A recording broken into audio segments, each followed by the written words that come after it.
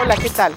La Comisión para el Acceso a la Información Pública de Puebla organizó con una serie de conferencias la cuarta semana de Transparencia y Acceso a la Información para ampliar la difusión de este derecho y propiciar un ejercicio responsable y permanente del mismo. Hoy, en este programa A Sociedad Transparente, presentaremos a ustedes los aspectos centrales de la conferencia que impartió el doctor Rafael Coello Cetina, secretario general de Acuerdos de la Suprema Corte de Justicia de la Nación. En la ponencia imperó el alcance jurídico del derecho de acceso a la información y los criterios que prevalecen para atender este derecho constitucional. Le invitamos a escuchar a este especialista en materia jurídica.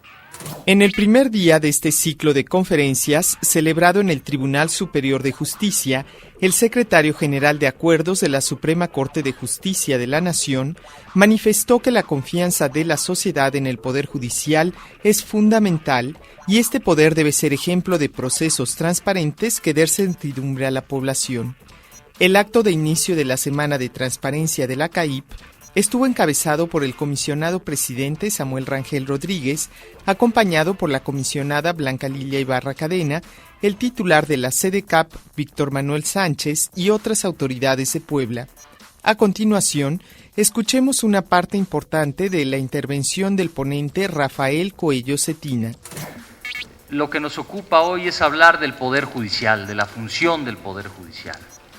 Esta función, como bien lo sabemos, conlleva dirimir las controversias que se dan entre los gobernados. Por esa razón, constituye el Poder Judicial el árbitro institucional, el árbitro de los gobernados. Y ahí tenemos que hacer referencia necesaria al artículo 17 constitucional. Esta función sabemos que por mandato constitucional se sujeta a 4 principios esenciales. Y debemos reconocer que son 5, interpretando sistemáticamente la Constitución, pero hay que hacer referencia en primer lugar a estos 4. Se requiere de una justicia pronta, de una justicia imparcial, de una justicia completa, de una justicia gratuita. Y además necesitamos un sistema de administración de justicia que atienda lo establecido en el artículo 134 constitucional, es decir, que utilice de manera eficaz y eficiente los recursos asignados. Para lograr todo ello, se requiere un marco jurídico que permita cumplir con esos principios. Y un marco jurídico que, como veremos, también dé lugar a que la sociedad tenga confianza en su árbitro. Marco jurídico y aplicación de ese marco jurídico. Al tratarse del árbitro de la sociedad, si algún poder debe ser transparente, si algún poder debe generar confianza absoluta en los gobernados, es el Poder Judicial. La complejidad de esta labor lleva implícito que nunca va a dejar contento a todos los gobernados. Siempre una sentencia será desfavorable a alguna de las partes y habrá un descontento natural de alguna de ellas. Claro que para que ese descontento sea razonable, pues se requiere que se le demuestre al que no obtuvo sentencia favorable que existen argumentos sólidos que justifican el que no haya obtenido la resolución que buscaba. De ahí la importancia entonces de tener un marco jurídico y una aplicación de este marco jurídico que dé lugar a la transparencia del quehacer de los poderes judiciales. En este terreno debemos reconocer que el derecho de acceso a la información y la transparencia que debe permear toda actividad del Poder Judicial de la Federación, como ya se ha mencionado, y de todos los poderes judiciales, debe sustentarse en un respeto pleno al derecho de acceso a la información. Como sabemos, este derecho de acceso a la información en el ámbito del Poder Judicial, ¿qué va a buscar? ¿Cuál va a ser su finalidad esencial? Su finalidad esencial va a ser que los gobernados conozcan a plenitud, por un lado, el criterio jurisdiccional que van sosteniendo los tribunales, el criterio que adopta cada juzgador al conocer de cada controversia que se somete a su consideración. Por otro lado, como todo órgano del Estado, el Poder Judicial también debe ser ejemplar en cuanto a la rendición de cuentas sobre el destino que da a los recursos que le son asignados. En ese orden, cuando hablamos de transparencia, de confianza hacia la ciudadanía por parte del Poder Judicial, pues resulta de gran relevancia que tengamos, como ya lo hemos mencionado, un marco jurídico que respete plenamente el artículo 6º constitucional y que incluso provoque que los gobernados se interesen por conocer el quehacer de su Poder Judicial. Si los gobernados no conocen el quehacer de su Poder Judicial, pues eso puede provocar que no se acerquen al mismo. Y aquí tenemos que reflexionar sobre el grado de confianza que actualmente tiene la sociedad en sus poderes judiciales, tanto federal como locales. Ese grado de confianza está en relación directa con una costumbre, con una historia que está detrás del quehacer de los poderes judiciales. No es momento de pronunciarse cuál es ese grado de confianza, pero lo cierto es que para elevar ese grado de confianza, hoy en día tenemos una herramienta fundamental que es la transparencia, que es el respeto del derecho de acceso a la información y la rendición de cuentas a la sociedad. Aquí debemos tomar en cuenta que no puede generarse confianza en la sociedad respecto de un poder judicial si este poder judicial no le permite a los gobernados conocer cuál es el criterio que se va sosteniendo en cada resolución. No se puede generar confianza en la sociedad si los gobernados llegaran a suponer o a presumir que para obtener una resolución favorable o bien para lograr la ejecución de cualquier determinación judicial es necesario que den algún recurso, alguna propina a los servidores públicos que se dedican a esta actividad. No podría haber confianza alguna en la sociedad en un poder judicial donde la ejecución de sus resoluciones requiere de algún recurso ilícito.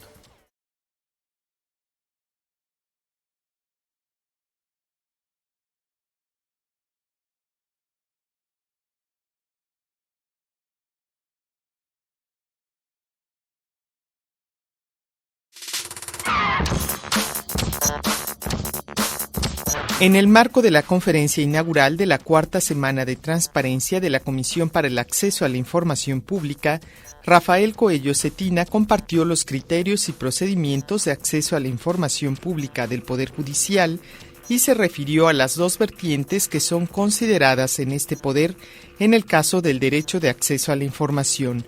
Estas son sus palabras.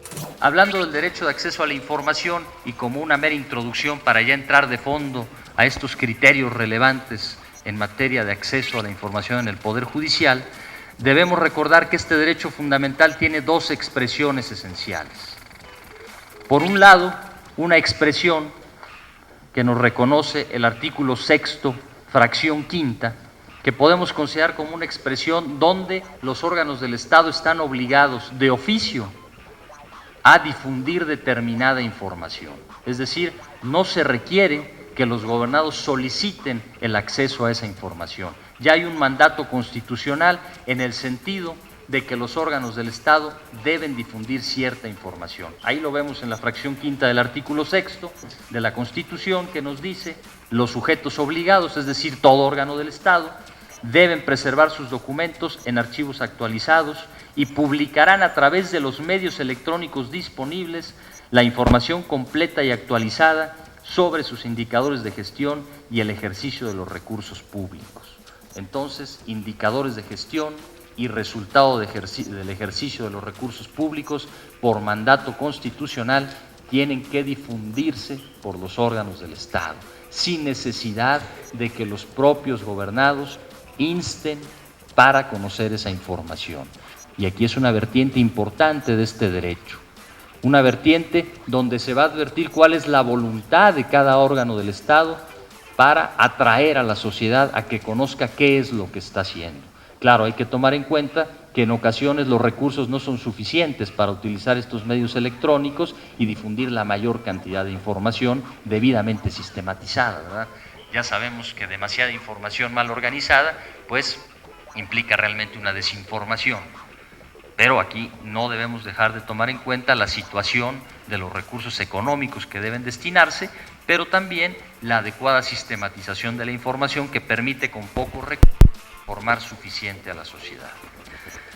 La otra vertiente de este derecho de acceso a la información la vamos a encontrar en el artículo 6, fracciones tercera y cuarta, donde a solicitud de los gobernados, en principio, toda información se les debe hacer de su conocimiento, toda información que requieran, toda información que soliciten. Ahí nos habla tanto la fracción tercera, en el sentido de que toda persona, sin necesidad de acreditar interés alguno o justificar su utilización, tendrá acceso gratuito a la información pública, y la fracción cuarta que nos indica, se establecerán mecanismos de acceso a la información y procedimientos de revisión expeditos. Siguiendo con esta introducción, también debemos recordar que el propio texto constitucional establece limitantes al derecho de acceso a la información, limitantes que no pueden llegar al extremo de hacer nugatorio, de desaparecer este derecho, porque ya veremos que en ocasiones, por ahí hay algunas disposiciones generales que pretenden dar tal protección a la vida privada o a intereses públicos que llegan al extremo de minimizar el derecho de acceso a la información. Nos referimos entonces a la limitante primero prevista en la fracción primera del artículo 6 constitucional, que nos dice que podrá reservarse la información por razones de interés público en los términos que fijen las leyes.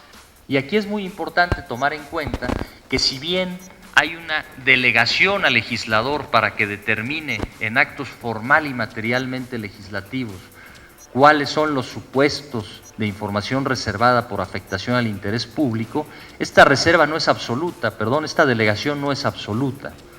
Es decir, el legislador no puede libremente determinar qué información es reservada tutelando un supuesto interés público.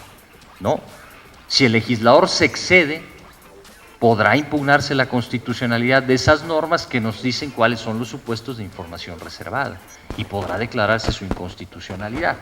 Recuerden que este derecho de acceso a la información no solamente está reconocido en el artículo 6 constitucional, también está reconocido por tratados internacionales aprobados y ratificados por el Senado de la República, que son parte del orden jurídico nacional, y por ende deben respetarse esos derechos y no llegar al extremo de hacer nugatorio, de tornar totalmente ineficiente este derecho de acceso a la información. La otra limitante, que la vamos a encontrar también ahí en el artículo 6 constitucional, es la protección, la tutela al derecho a la privacidad. Este derecho a la privacidad, que ya sabemos que consiste en una prerrogativa de la que gozamos los gobernados a decidir qué información relacionada con nuestro ámbito patrimonial y el estrictamente personal se va a mantener en nuestro dominio exclusivo.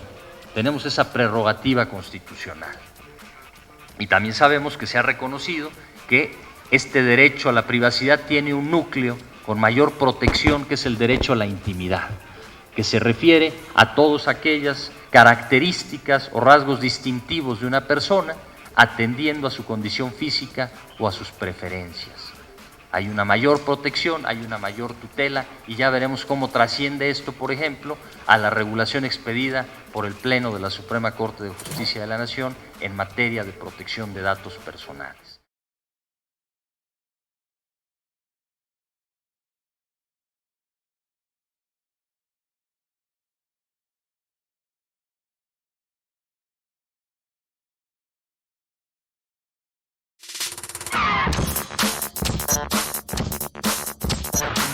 En la última parte de la intervención de Rafael Cuello Cetina, secretario general de Acuerdos de la Suprema Corte de Justicia de la Nación, el abogado explicó que cuando se emiten resoluciones, la población puede conocer el resultado solo en versiones públicas, salvo excepciones, y no se puede generar una consulta física de los expedientes judiciales.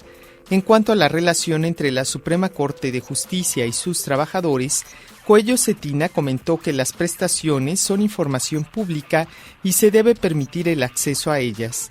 Finalmente, habló sobre la tutela del derecho a la privacidad respecto a las personas morales. También les hacemos mención de dos criterios importantes del Comité de Acceso a la Información de la Suprema Corte, donde Primero, surge el tema sobre la tutela del derecho a la privacidad respecto de las personas morales. Como saben ustedes, la actual Ley Federal de Transparencia, expedida años antes de la reforma al Sexto Constitucional, únicamente tutela derechos, o mejor dicho, datos personales de las personas físicas, no tutela datos personales de las personas jurídico-colectivas. Y sucede que en otras latitudes, por ejemplo en España, tampoco se da la tutela de datos personales de personas jurídico-colectivas, pero en Argentina, por ejemplo, sí existe esta protección. En el caso de la Suprema Corte, la regulación derivada de la reforma al Sexto Constitucional sí protege datos personales de las personas jurídico-colectivas. Y este criterio nos viene a explicar cuáles son las razones, los argumentos que están detrás de esa normativa. Y ahí no es más que reconocer cuál es el alcance que le ha dado la Suprema Corte a los derechos fundamentales. Si no hay restricción en la propia Constitución, un derecho fundamental va a ser también gozado por las personas jurídico-colectivas en la medida en que no se refiera a aspectos que tienen que ver con la esencia de una persona humana, es decir, aspectos físicos, aspectos ideológicos. De ahí que un derecho a la vida, sabemos muy bien que no pueden gozar de él las personas jurídico-colectivas. ¿Qué sucede con este derecho a la privacidad? Bueno, la regulación de la Corte y sus criterios nos dice, es cierto que el derecho a la intimidad pues no puede ser tutelado a las personas jurídico-colectivas. Sin embargo, los demás datos personales, los que tienen que ver con los aspectos patrimoniales, bueno, de ellos sí gozan las personas jurídico-colectivas. Entonces sí gozarán de esta protección, no respecto del núcleo duro, pero sí de lo que podríamos denominar como un perímetro del derecho a la intimidad, que viene siendo el resto de los datos personales, es decir, datos relacionados con el patrimonio de las personas jurídico-colectivas. Este otro criterio, ya de 2006, nos dice que debemos recordar que la Ley Federal de Transparencia y Acceso a la Información Pública es un ordenamiento que no solamente tutela el derecho de acceso a la información, también tutela datos personales. Debe haber entonces un equilibrio en la interpretación de esa regulación.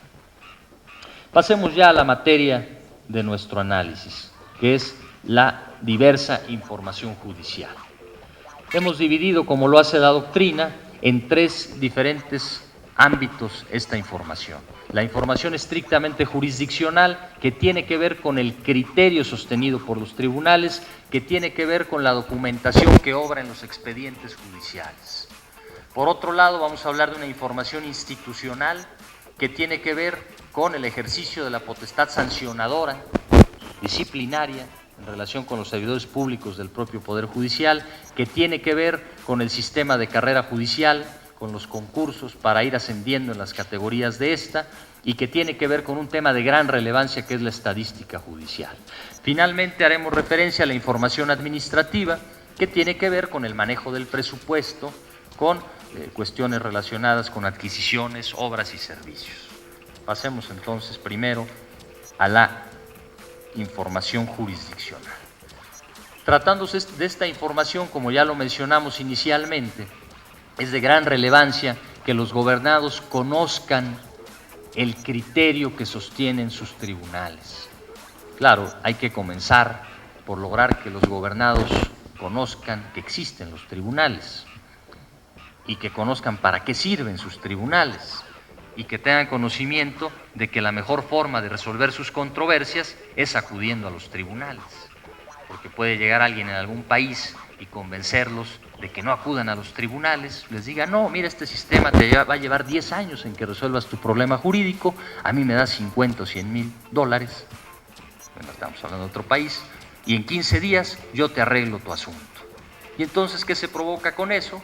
Que se vaya transfiriendo esa función jurisdiccional que debe corresponderle al Estado a otros factores reales de poder. Entonces tenemos que establecer no solamente un marco jurídico adecuado que permita un sistema de impartición de justicia pronto, completo, gratuito, imparcial, sino también provocar que se aplique ese marco jurídico y que genere confianza en los gobernados. Una medida muy importante, como ya lo decimos, es conocimiento pleno del criterio jurisdiccional, del criterio que se va sustentando en cada determinación que adopta un juzgador, en cada proveído. Atendiendo a esta finalidad, la Suprema Corte de Justicia de la Nación ha interpretado la Ley Federal de Transparencia y Acceso a la Información por lo que se refiere a los dos numerales que en esencia se refieren a información judicial, llegando a una conclusión favorable al derecho de acceso a la información. Aquí hay que comenzar señalando que esta interpretación se ha basado en distinguir, por un lado, lo que son las resoluciones jurisdiccionales. Como lo dicen nuestros códigos procesales, la resolución jurisdiccional es el género y vamos a entender ahí comprendido a todo pronunciamiento que va dictando un juzgador. Cualquier pronunciamiento que emite, lo sabemos, es una resolución jurisdiccional. No solo las sentencias definitivas, no solo las interlocutorias, sino cualquier proveído. Y por otro lado, las demás constancias que obran en un expediente. Entonces se ha hecho esta distinción relevante. Como lo mencionábamos, ¿cuál es la principal regulación a nivel federal? En la Ley Federal de Transparencia tenemos en el artículo 8º que nos dice que el Poder Judicial debe hacer públicas las sentencias que hayan causado estado o ejecutoria. Pareciera de la simple lectura de este numeral que solamente serán públicas las sentencias una vez que hayan causado ejecutoria, es decir, que se hayan agotado todos los medios ordinarios y extraordinarios que procedan en su contra. Como usted ha escuchado en esta ponencia de Rafael Coello Cetina, secretario general de Acuerdos de la Suprema Corte de Justicia de la Nación, el Poder Judicial busca privilegiar el criterio de máxima publicidad sin que esto signifique violentar la protección de los datos personales y de la privacidad. Sin embargo, el conferencista también reconoce y acepta que hay obligaciones de transparencia en el Poder Judicial, lo que significa que de oficio deben proporcionar la información sin la necesidad de que exista una solicitud de por medio. El tema, desde luego, da para más, y en este espacio seguiremos juntos estudiando y analizando los alcances de las leyes de transparencia. Por su atención, muchas gracias y hasta la próxima.